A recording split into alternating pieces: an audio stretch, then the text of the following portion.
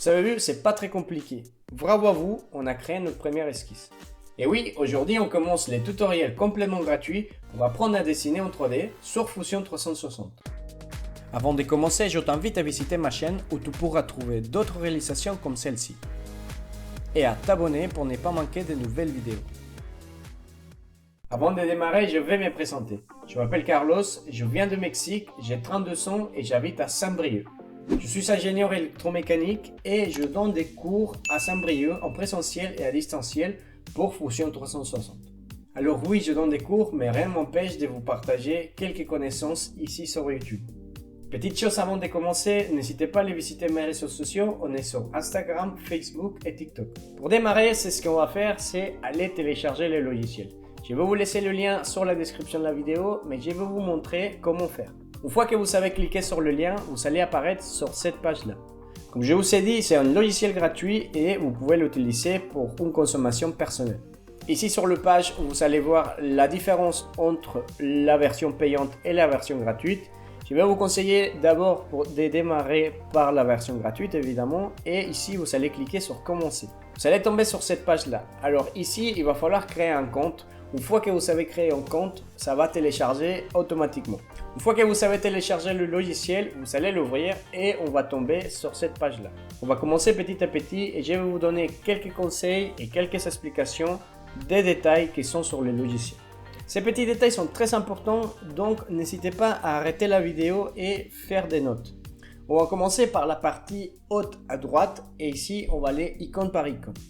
On va se retrouver ici. Par exemple, là, vous avez ma tête et vous allez avoir une icône qui s'appelle préférences. On démarre ici et les préférences, vous allez faire attention et vous allez exactement copier ce que j'ai.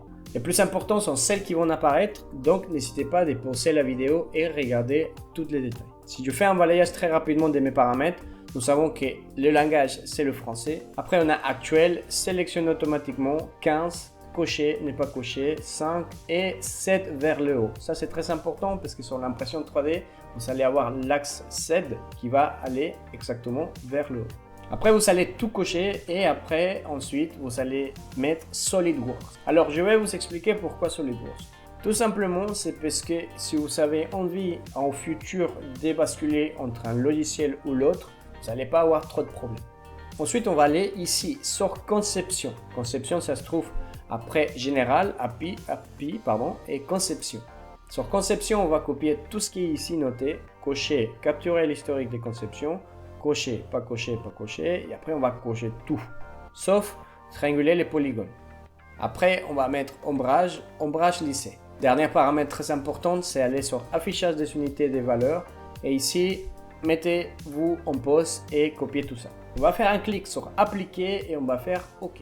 Là, on a paramétré notre logiciel. Ensuite, je vais continuer à vous montrer quelques affaires et à vous expliquer l'environnement. On revient tout au haut à droite et ici, vous allez voir un icône avec un signalement d'interrogation. Ça va être la aide.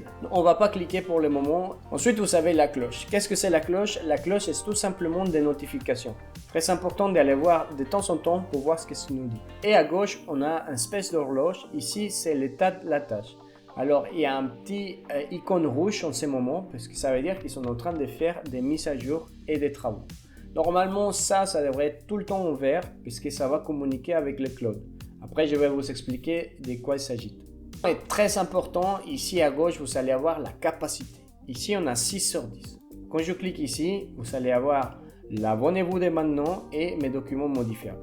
Évidemment, Fusion 360 va vous demander de vous abonner, c'est-à-dire d'acheter le logiciel. Je ne vous conseille pas pour le moment, donc vous allez ici à mes documents modifiables. Là, je viens d'ouvrir mes documents modifiables. Alors, qu'est-ce que c'est ces documents modifiables? Beaucoup de gens me posent la question, ils me demandent, c'est pas trop cool d'avoir Fusion 360 parce qu'il te laisse juste utiliser 10 dessins. Et c'est pas tout à fait vrai. Les 10 dessins que vous savez, c'est en modifiable. C'est-à-dire que je peux venir bien cliquer ici sur modifiable et mettre en lecture sol. Il va me dire que si je suis sûr, on va dire que OK. Et vous allez voir qu'ici en haut, 5 sur 10. Et si je reviens tout à droite ici à la capacité, 5 sur 10. Donc en gros, vous allez faire ça à chaque pièce. Je vous conseille ça. Moi, j'utilise ça plutôt pour me repérer, pour voir quel dessin je suis en train de travailler.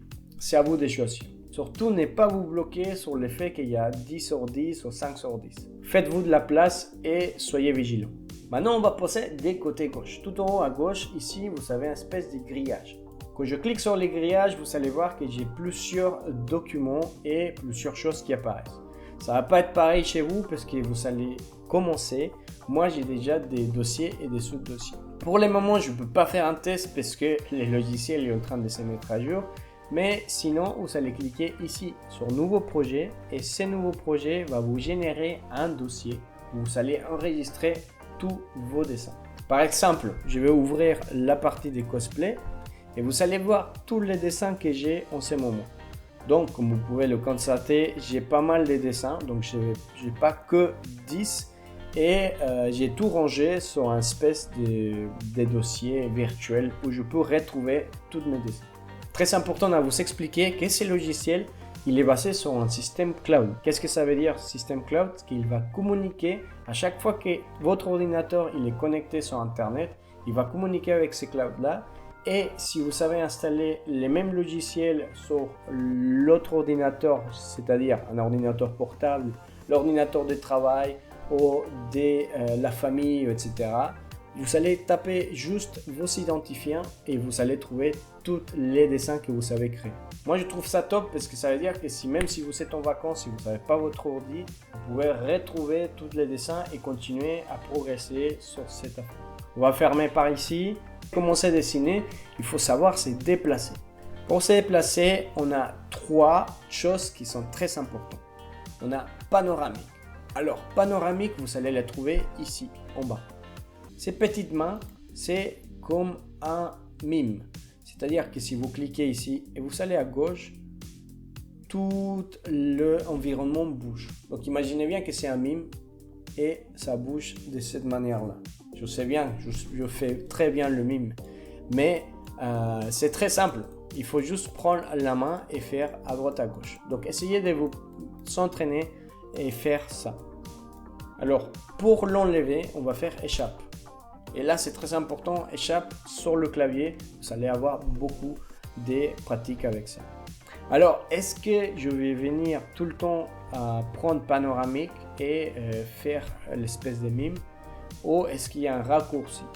Et là, on commence à voir des raccourcis. Oui, pour le raccourci, c'est contrôle de clavier. Et vous laissez appuyer. Et après, vous allez faire clic de molette. Le clic de molette, il faut enfoncer la molette. Et là, vous avez vu que au milieu de mon environnement, j'ai la main qui apparaît. Donc la main, et là, je peux faire Canva. Donc je fais CTRL clic de molette, CTRL clic de molette, CTRL clic de molette, et essayez de faire ça pendant 10 minutes. Non, je rigole, pendant 10 fois ou 15 fois quoi. Alors maintenant, je vais me rapprocher ici, et là je vais vous montrer le deuxième chose à prendre. C'est Zoom. Pardon pour l'accent, j'arrive pas trop bien, mais c'est avec le Z. Et celui-là, il est très simple. Vous allez le faire juste avec la molette. Donc, à l'intérieur, à l'extérieur. Donc, c'est comme si vous appuyez vers l'extérieur, vous allez loin.